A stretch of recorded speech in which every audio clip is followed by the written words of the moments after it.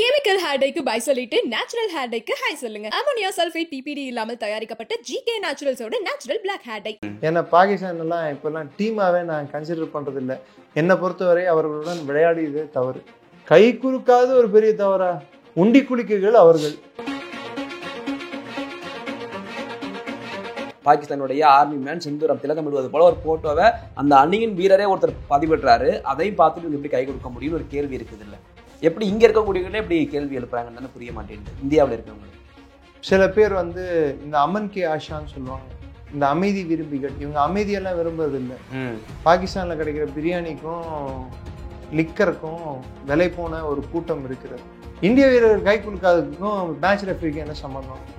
ஐசிசியோட rule புக்ல எங்கேயாவது கை குலுக்கலன்னா குற்றம்னு சொல்லி இருக்கா சார்? எவனாவது இழுத்து பிடிச்சி கையை கொடுக்க முடியாது சார். கொடுக்கலன்னா போக வேண்டியது, பிடிக்கலன்னா போக வேண்டியது. கோவிட் டைம்ல கொடுக்கலாம், இப்படி அடிச்சுட்டு போனாங்கல்ல. ஆமா, எனக்கு அடிக்க கூட பிடிக்கல. சவுத் ஆப்பிரிக்கான்ற ஒரு நாட்டை எத்தனையோ ஆண்டு காலம் கிரிக்கெட் ஆட விடாம பண்ணியிருந்தோம். அப்பெல்லாம் இவங்களுக்கு தெரியலையா? இதெல்லாம் தேவையில்லாத சச்சரவு. பாகிஸ்தானோட கை இல்லை, கால் கூட கொடுக்க முடியாது. கழுதையை உலகத்துக்கு எக்ஸ்போர்ட் பண்ற ஒரு நாடு, அது ஒரு நாடு, அதுக்கு ஒரு பேச்சு, அவர்கள் பேசுவதெல்லாம் ஒரு கருத்து. அவர்களிடம் கை கொடுக்கவில்லை என்றால் பிரதமர் மோடி என்ன ஷாபாஸ் ஷெரீஃபிடம் கை குலுக்கினாரா? போட்டோ இருக்கா? இல்ல, ஏறெடுத்து கூட பார்க்கலையே. அதே பிரதமர் மோடி போனார்ல ஷாங்காய் எஸ்சிஓ மீட்டிங்கு, கையில ஒரு ட்ரேவும் 4 கப்பும் பக்கத்துல காலி கிண்ணமும் வச்சிருந்தா, அப்பா கப் எடுத்துட்டு காசு போடு சாமி, கப் எடுத்துட்டு காசு போடு சாமி. அதே மாதிரி தானே ஷாபாஸ் ஷெரீஃப் இருந்தாரு. சிஜிபிங் மதிச்சாரா? திரு மோடி மதிச்சாரா? திரு புட்டின் மதிச்சாரா? யாருமே மதிக்கல. உன் லெவல் ஒரு ஹோட்டல் சர்வர் பேரர், அவங்களுக்கு கூட இந்தியாவில் மதிப்பு இருக்கு. நீ அதோட கேவலமான பிறவி. அந்த நாட்டோட விளையாட்டு வீரர்களின் மொத்த திறனையும் அந்த விளையாட்டு வீரனில் பார்க்கிறார்கள். அதனால்தான் அவர்களுக்கு பேர் விளையாட்டு வீரர்கள், நடிகர்கள் இல்லை.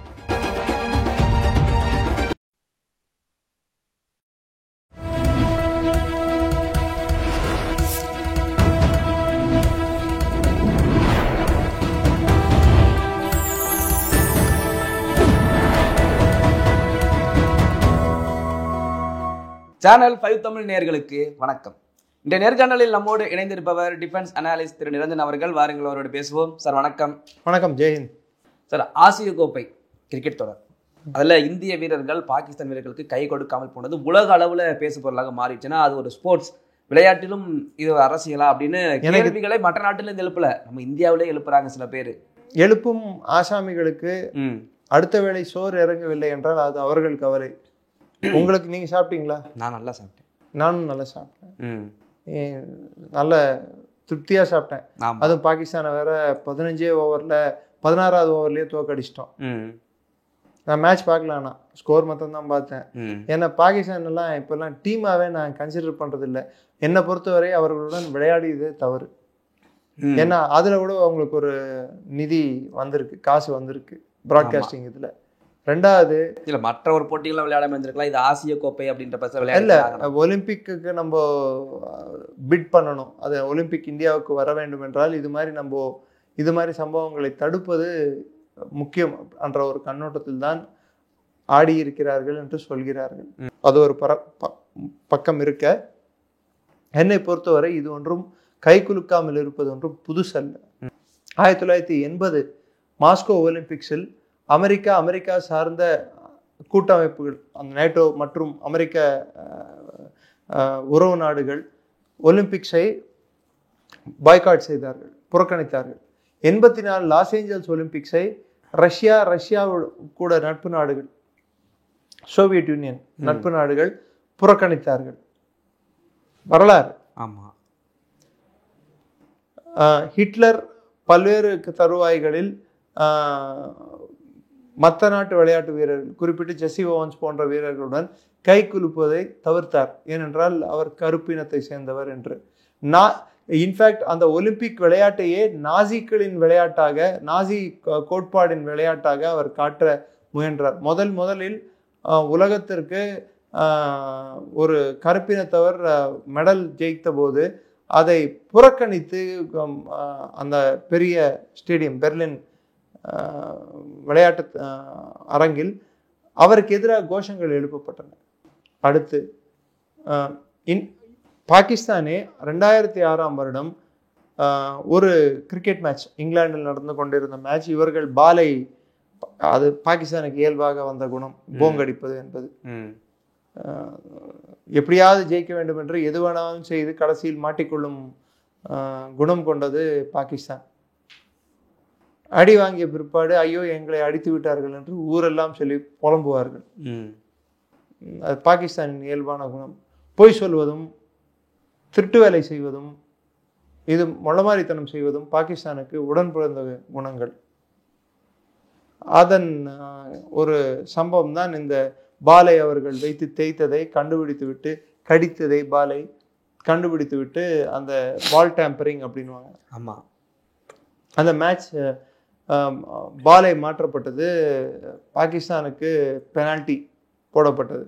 இதை எதிர்த்து பாகிஸ்தான் அணி விளையாட்டு அரங்கத்துக்கு, அதாவது மைதானத்துக்கு வராமல் லஞ்ச் முடிஞ்சப்புறம் நினைக்கிறேன் உள்ளேயே உட்கார்ந்து கொண்டார்கள். லஞ்சோ டீ முடிஞ்சப்புறமோ உள்ளேயே உட்கார்ந்து கொண்டு அவர்கள் நாங்கள் வரமாட்டோம், மைதானத்துக்கு விளையாட மாட்டோம் அப்படின்ட்டு அடம் பிடிச்சாங்க. இப்போ சொன்னாங்கல்ல நாங்கள் யூஏ கூட விளையாட மாட்டோம் அப்படின்ட்டு, அதே மாதிரி அப்போ அடம் பிடிச்சாங்க. அம்பையருங்க கிரவுண்டுக்கு போய் 10 நிமிஷம் 15 நிமிஷம் வெயிட் பண்ணாங்க. மேட்ச் வந்து கால்ட் ஆஃப். இன்னொரு அணி ஆட வரவில்லை, ஒரு அணி தான் வந்துள்ளது. இதனால் அந்த அணி வந்து அவர்களே கைவிட்டு விட்டார்கள் என்பதால் இந்த மேட்ச் வந்து இங்கிலாந்து ஜெயிச்சதாக அறிவித்து விட்டார்கள். அப்பொழுது இங்கிலாந்து அணியுடன் கை குலுக்கவில்லை பாகிஸ்தான். ஏன் அப்ப தெரியலையா? இப்பதான் தெரியுதா? ஏன் பென் ஸ்டோக்ஸ் ஜடேஜாவுடனும் தமிழக வீரரான வாஷிங்டன் சுந்தருடனும் டெஸ்ட் மேட்சில் அவர் கடைசி 1 மணி நேரம் ஆட்டத்தை நிறுத்தி கொள்ள சொன்ன போது கை குலுக்கவில்லை. கை குலுக்காத ஒரு பெரிய தவறா?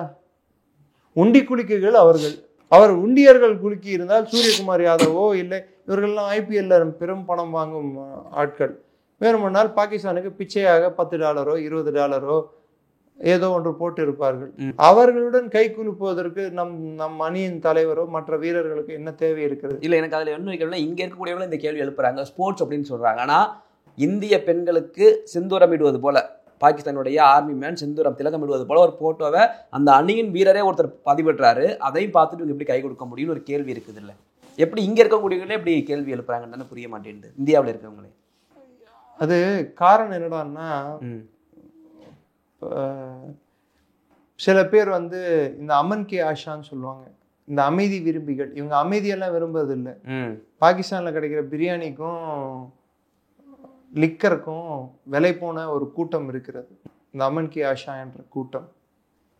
சீப் வைனுக்கும் டைனுக்கும் அவர்கள் தான் பாகிஸ்தானுடன் நட்பை நாடுவார்கள்.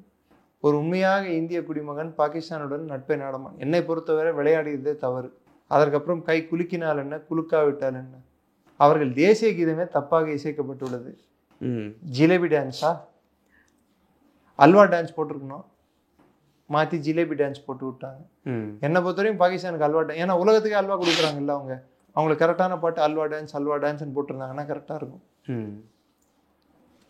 ஷோயிப் அக்தர் இந்தியா மீது போர் தொடுக்க வேண்டும் என்று சொன்னார். ஷஹீத் அஃப்ரிதி வாய்க்கு வந்ததை, அவர் ராகுல் காந்தி அவர்களுக்கு இந்திய எதிர்கட்சி தலைவருக்கு வந்தால் இது மாறும் அப்படின்றார். இப்போ என்ன சொல்ல வர்றாரு? அப்போ காங்கிரஸ் வந்து பாகிஸ்தானுக்கு சாதகமாக இருக்கும் நாடுன்னு சொல்ல. இல்லை, அதான் கேட்கணும்னு நினைச்சு நீங்களே சொல்லிட்டீங்க. ராகுல் காந்திக்கு ஒரு ஆதரவு இருக்கே அங்க. ஆனால் அவர் அன்பார்ச்சுனேட்டாக அவர் இந்தியாவில் தான் எம்பியாக இருக்க முடியும், பாகிஸ்தானில் எம்பியாக இருக்க முடியாது இல்லை. இதனால பாகிஸ்தான் வந்து மோடிக்கு வந்து எக்ஸ்ட்ராவாக பெனிஃபிட்டை சேர்க்குறாங்க, ராகுல் காந்திக்கு பாதிப்பு தான் கொடுக்குறாங்க. பாகிஸ்தான் காங்கிரஸ் ஆதரவு காங்கிரஸை பாதிக்குமே தவிர்த்து பிஜேபியை பாதிக்காது. இது ஒற்றைலேன்னு போதும் போல பிஜேபிக்கு அடுத்த எலெக்ஷன்ல காங்கிரஸை ஆதரிக்கும் பாகிஸ்தான். சும்மாவே சாமி ஆடுவாங்க இவங்க. இப்போ கேட்க வேணும், இதெல்லாம் ஆக்சுவலா இது வந்து பாகிஸ்தானின் முட்டாள்தனத்தை காட்டுகிறது. அடுத்து பாகிஸ்தானோட இன்னொரு முக்கியமான ஒரு விஷயத்த நம்ம எடுத்து அவங்களோட கண்ணோட்டத்திலேருந்து எடுத்து பார்த்தோம்னா, அவங்க என்ன சொல்றாங்க, பைக்ராஃப்ட் வந்து என்கிட்ட மன்னிப்பு கேட்டார். என்ன மன்னிப்பு கேட்டார்? உங்களுக்கு நான் சொல்லுவது உங்களுக்கு புரியவில்லை என்றால், அது உங்களுக்கு புலப்படவில்லை என்றால், கம்யூனிகேஷன் கேப் இருந்தால் அதுக்கு நான் மன்னிப்பு கேட்டுக்கிறேன். இந்திய வீரர்கள் கை குலுக்காததுக்கும் மேட்ச் ரெஃப்ரிக்கு என்ன சம்பந்தம்? ஐசிசியோட ரூல் புக்ல எங்கேயாவது கை குலுக்கலன்னா குற்றம்னு சொல்லி இருக்கா? எங்கேயும் இல்லை. ஆமா, அது அவங்களும் நிராகரிச்சுட்டாங்க. சரி அப்போ யூஏஇ கூட மேட்ச் ஆட மாட்டேன்னு சொன்னல, ஆடாம போக வேண்டியது தானே. உன் நாட்டிலேயே உன் டீம் ஆடும்போதே இந்தியாவோட தேசிய கீதம் போட்ட ஒரு மட்டமான நாடு தானே உன் நாடு. உனக்கே தெரியும் யார் அப்பன்னு சொல்லிட்டு. So let's set the better about Pakistan. And பாகிஸ்தானுக்கு கை குலுக்கவில்லை அப்படின்றது அவர்களின் புலம்பலாக. தோத்தவன் வந்து ஏதோ ஒன்று சொல்லணும் இல்லை, தோத்ததை பற்றி பேச மாட்டேங்கிறாங்க. 20 ஓவர் மேட்ச்லேயே 15 ஓவர் முடிஞ்சிருச்சுன்னா அதை பற்றி பேச மாட்டேங்கிறாங்க. முடிஞ்சால் அதை பற்றி பேசணும். அதை பேசாமல் எனக்கு கை குலுக்கல, எனக்கு உண்டியில் காசு போடல, இப்படி பேசிகிட்டு இருந்தா அதுக்கு முட்டு கொடுக்க. நான் என்ன சொல்கிறேன், இது மாதிரி இங்கே பேசும் நபர்கள் இருக்காங்க, சில சேனல்லாம் இருக்குது, சில பேரெல்லாம் இருக்காங்க. அவங்களுக்கு வந்து முன்ன ஆட்சியில் வந்து பத்மஸ்ரீ எல்லாம் கூட கொடுத்துருக்காங்க. Rotten standard of Indian journalism அப்படின்வாங்க அவங்க கோல்ட் ஸ்டாண்டர்ட் அப்படின்னு போட்டுப்பாங்க. அதை ராட்டன் ஸ்டாண்டர்ட், அழுகி போன ஸ்டாண்டர்ட் அதுதான் இந்திய ஊடகத்துக்கு. அதோட ஆசிரியர் கிட்டத்தட்ட அவரோட பேச்சு எல்லாமே ப்ரோ பாகிஸ்தான் பேச்சாக தான் இருக்கும். ஸோ அப்படிப்பட்ட நபர்கள் தான் பாகிஸ்தானுக்கு முட்டு கொடுப்பார்கள். அதை தவிர்த்து சில கட்சிகள் இருக்கின்றன இங்கே. காங்கிரஸ் சொல்ல, காங்கிரஸ் நேரடியாக காங்கிரஸ் இல்லை, மற்ற கட்சிகள் இருக்கின்ற சில கட்சிகள் வந்து ஓஐசியே சப்போர்ட் பண்ண மாட்டார். இதை கொடுக்கலன்னா போச்சு அப்படின்னு கேட்பாரு. சார் எவனாவது இழுத்து பிடிச்சி கையை கொடுக்க முடியாது சார். கொடுக்கலன்னா போக வேண்டியது தானே. பிடிக்கலன்னா போக வேண்டியதான். கோவிட் டைம்ல கொடுக்கலதான், இப்படி அடிச்சுட்டு போனாங்கல்ல. ஆமா, எனக்கு அடிக்க கூட பிடிக்கல. கோவிட் டைம்ல எத்தனை பேர் கை கொடுத்தோம். சவுத் ஆப்பிரிக்கான்ற ஒரு நாட்டை எத்தனையோ ஆண்டு காலம் கிரிக்கெட் ஆட விடாம பண்ணியிருந்தோம். அப்பெல்லாம் வந்து உங்களுக்கு தெரியலையா? இதெல்லாம் வந்து தேவையில்லாத சச்சரவு. பாகிஸ்தானோட கை இல்லை, கால் கூட கொடுக்க முடியாது. இதை பேசின இந்த வாய்கள் இந்திய பெண்களுக்கு திலகமிடுவது போல அந்த கிரிக்கெட் வீரர் பண்ணாரு, அதையும் கேட்கலன்னு. ஏன் சூரியகுமார் யாதவ் சுவர்குமார் யாதவ்னு சொல்லிட்டு ஒருத்தன் மதம் மாறின ஒரு நபர், அதாவது அணியில் ஆட வேண்டும் என்றால் அவரோட உண்மையான மதம் கிறிஸ்துவம், அதிலிருந்து இஸ்லாமுக்கு மாறிய நபர் முகமது யூசுப். அவரின் முன்னாள் பெயர் யூசுப் யுஹானா. 1999 மெட்ராஸ் டெஸ்ட் இங்க நடந்த சிதம்பரம் ஸ்டேடியம் நடந்த டெஸ்ட்ல அவரோட பேர் எடுத்து பாருங்க, யூசுப் யுஹானான்னு இருக்கும். அதை வந்து ஏன் முகமது யூசுப்னு மாத்திக்கிட்டாரு? அணியில் ஆட வேண்டும் என்றால் மதத்தை மாற்ற வேண்டும் என்ற ஒரு கட்டாயம் இருந்ததால் மதம் மாறிய ஒரு நபர் அவர் இந்திய அணியின் தலைவரை சுவர்குமார் அப்படின்னு சொன்னா அதை எப்படி இந்தியா ஏத்துக்க முடியும்? கழுதையை வந்து உலகத்துக்கு எக்ஸ்போர்ட் பண்ற ஒரு நாடு, அது ஒரு நாடு, அதுக்கு ஒரு பேச்சு, அவர்கள் பேசுவதெல்லாம் ஒரு கருத்து. அவர்களிடம் கை கொடுக்கவில்லை என்றால் கை குலுக்குவதற்கும் தகுதி இருக்கிறது. பிரதமர் மோடி என்ன ஷாபாஸ் ஷெரீஃபிடம் கை குலுக்கினாரா? போட்டோ இருக்கா? இல்ல, ஏறெடுத்து கூட பார்க்கலையே. அதே பிரதமர் மோடி போனார்ல ஷாங்காய் எஸ்சிஓ மீட்டிங்கு, கையில் ஒரு ட்ரேவும் 4 கப்பும் பக்கத்தில் காலி கிண்ணமும் வச்சுருந்தா, அப்பா கப் எடுத்துகிட்டு காசு போடு சாமி, கப் எடுத்துகிட்டு காசு போடு சாமி. அதே மாதிரி தானே ஷாபாஸ் ஷெரீஃப் நின்று இருந்தார். சிஜிபிங் மதிச்சாரா? திரு மோடி மதிச்சாரா? திரு புட்டின் மதிச்சாரா? யாருமே மதிக்கல. உன் லெவல் வந்து ஒரு ஹோட்டல் சர்வர் பேரர், அவங்களுக்கு கூட இந்தியாவில் மதிப்பு இருக்கு. நீ அதோட கேவலமான பிறவி, உனக்கு மதிப்பு கொடுக்க கூடாதுன்ட்டே கொடுக்கவில்லை. அப்போ யாரும் வாய்க்கிறாரு? நீங்க கேட்கலையா ஏன் பிரதமர் கை கொடுக்கலன்னு சொல்லிட்டு? சார், கொடுப்பதும் கொடுக்காததும் அவர்கள் இஷ்டம். விளையாட்டையும் அரசியலும் தூரமா வச்சு பாருங்கன்னா இத்தனை எக்ஸாம்பிள் சொல்லியிருக்கேன். ஆப்கானிஸ்தான் மீது சோவியத் யூனியன் படையெடுத்தால் மாஸ்கோ ஒலிம்பிக்ஸை ஏன் பாய்காட் செய்ய வேண்டும் அமெரிக்கா?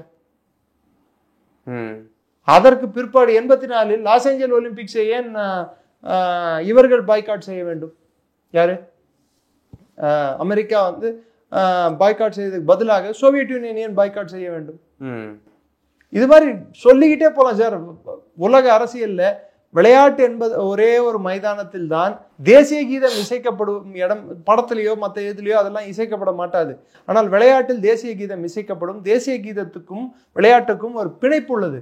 ஒலிம்பிக் போட்டிகள் தங்கம் என்ற அணியின் தேசிய கீதம் தான் இசைக்கப்படும். கரெக்டா? அப்பொழுது அந்த நாட்டின் ஒரு திறனையும் பிரதிபலிப்பாகவும் ஒரு விளையாட்டை பார்க்கிறார்கள். கரெக்டா?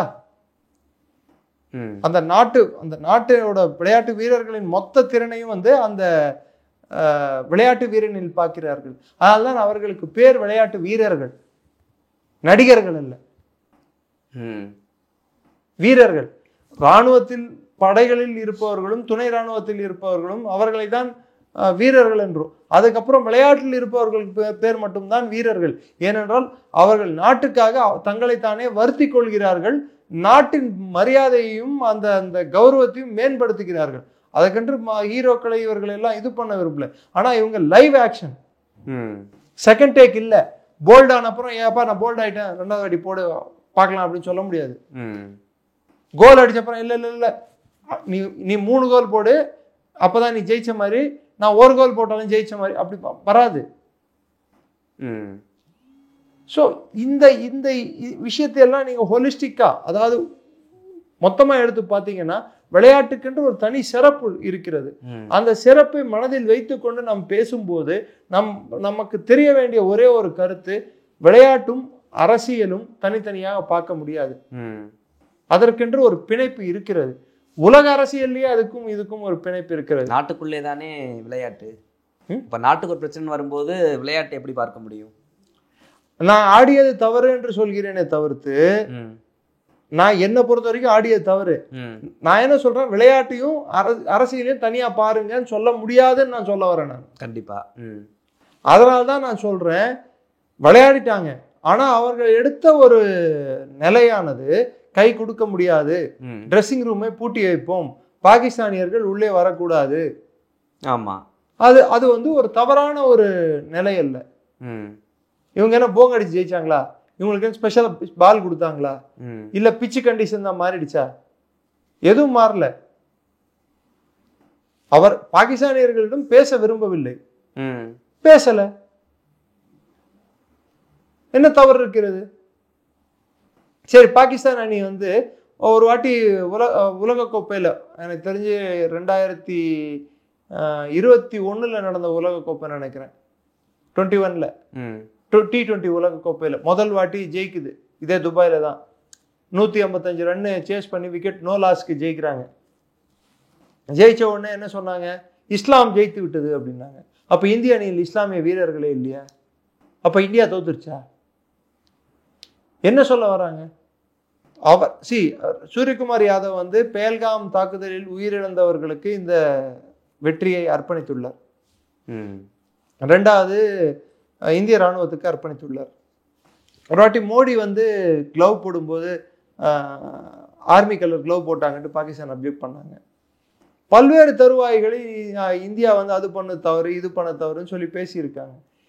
என்னை பொறுத்த வரைக்கும் இது தேவையற்ற சர்ச்சை. இந்தியாவில் இருக்கக்கூடிய சில பாகிஸ்தானோட விரும்பிகள் பாகிஸ்தான் பிரியாணிக்கும் அவர்கள் மதுவுக்கும் விலை போன நபர்கள் தான் பாகிஸ்தானை சப்போர்ட் செய்வார்கள் தவிர்த்து உண்மையாக இந்திய பிரஜை யாரும் இதற்கு துணை நிற்க மாட்டார். என்னை கேட்டால் விளையாடியதே தவறு, என் தனி ஒருவன் பார்வையில் விளையாடியது தவறு. ஓகே சார், இன்னொரு புறம் பாகிஸ்தானும் சவுதி அரேபியாவும் ஒரு ஒப்பந்தம் போட்டிருக்காங்க. சவுதி அரேபியா மாத்திரம் இல்ல, Pakistan, Saudi Arabia, Egypt, Qatar, திரும்பி எல்லா இஸ்லாமிய நாடுகள், அரபு நாடுகள், எல்லா நாடுகளும் ஒன்றாக சேர்ந்து இஸ்லாமிக் நேட்டோ போன்ற ஒரு அமைப்பை ஏற்படுத்த அவர்கள் முயற்சி எடுத்துக்கொண்டிருக்கிறார்கள். இது இஸ்ரேலுக்கு எதிரான ஒரு அணியாக ஒன்று வண்ணம் இருக்கிறது. இது எந்த மாதிரியான ஒரு நிலைப்பாடை எடுக்க போகிறார்கள், இவர்கள் இஸ்ரேலுக்கு எப்படி எதிர்வினையை ஆற்ற வேண்டும் என்று முயற்சிகள் எடுக்க போகிறார்கள். வருங்காலத்தில் பாகிஸ்தான் அணுகுண்டு இல்லை, பாகிஸ்தான் எந்த விதத்தில் அவர்களுக்கு உதவி புரியும், பாகிஸ்தானுக்கு அப்போ இந்த நாடுகள் எந்த விதத்தில் உதவி புரியும்? ஏனென்றால் நீங்கள் ஒன்று யோசித்து பாருங்கள், பல்வேறு முறை அரபு நாடுகள் முயற்சித்தும் இஸ்ரேலை தோற்கடிக்க முடியவில்லை. அதற்கு அமெரிக்கா உதவி செய்திருக்கலாம், செய்யாமல் இருக்கலாம். அப்பொழுது ஏன் நீங்கள் அமெரிக்காவுக்கு ஏன் நீங்க துணை நிற்கிறீர்கள்? நான் கேட்க புரியுதா? இஸ்ரேல் வந்து அமெரிக்காவோட உதவியோட தான் உங்களை அடிக்கிறான்.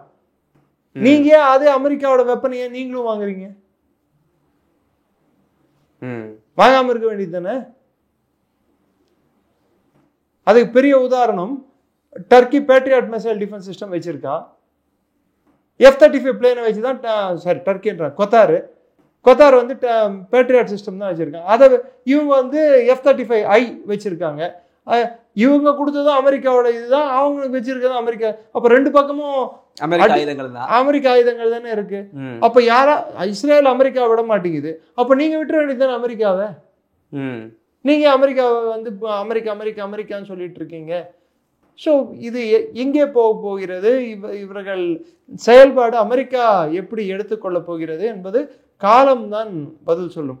இது முதல் முயற்சி, ஒன்று திரள வேண்டும். ஏனென்றால் அவர்களுக்கு எல்லோருக்கும் ஒரு பயம், அச்சுறுத்தல் வந்துவிட்டது. அந்த அச்சுறுத்தலிருந்து அவர்களே காப்பாற்றிக் கொள்வதற்கு அவர்கள் பல்வேறு முயற்சிகள் எடுக்கிறார்கள். ஏன் இந்த கத்தார், சவுதி அரேபியா, UAE எல்லாம் ஒரு காலகட்டத்தில் இஸ்ரேலுடன் நட்பை நாடிய நாடுகள் தானே. ஈரான் சம்பந்தப்பட்ட நாடுகளான லெபனான், யமன், சிரியா இந்த நாடுகளை அழிப்பதற்கு இஸ்ரேல் உதவியை நாடியவர்கள் தானே. பஷர் கவர்மெண்ட்டை தகர்ப்பதற்கு, ஒரு தீவிரவாத அமைப்பை அங்கே தீவிரவாதியை அதிபராக நிறுவுவதற்கு, பஷருக்கு மீது ஒரு அழுத்தத்தை ஏற்படுத்துவதற்கு இஸ்ரேலுடன் அன்று இவர்கள் ஒரு நல்லுறவை வைத்திருந்தார்கள் தானே. ஈரானை அடிக்கும் போது இவர்களுக்கு எங்கே போனது? இன்று கொத்தாரை அடித்தவுடன் இவர்கள் லபதிபோ என்று கத்துக்கிறார்கள். ஈரானை அடித்த போது, ஏன் ஈரான் வந்து இஸ்லாமிய நாடு இல்லையா? அங்க எங்கே போனார்கள்? பாகிஸ்தான் எங்கே போச்சு? அமெரிக்காவுக்கு பேஸ் கொடுக்க ரெடி ஆச்சா இல்லையா? பின்ன இது எப்படி இது வந்து நிறைய முரண்கள் கொண்ட ஒரு அமைப்பாகத்தான் நான் பார்க்கிறேன். இது முழுமையாக வடிவம் எப்படி எடுக்க போகுது என்று காலம்தான் பதில் சொல்லும். என்னுடைய பல்வேறு கேள்விகளுக்கு நேரத்தை ஒதுக்கி பதில் நம்பிக்கிறோம். நன்றி. தொடர்ந்து பேசுவோம். ஜெயின், நன்றி.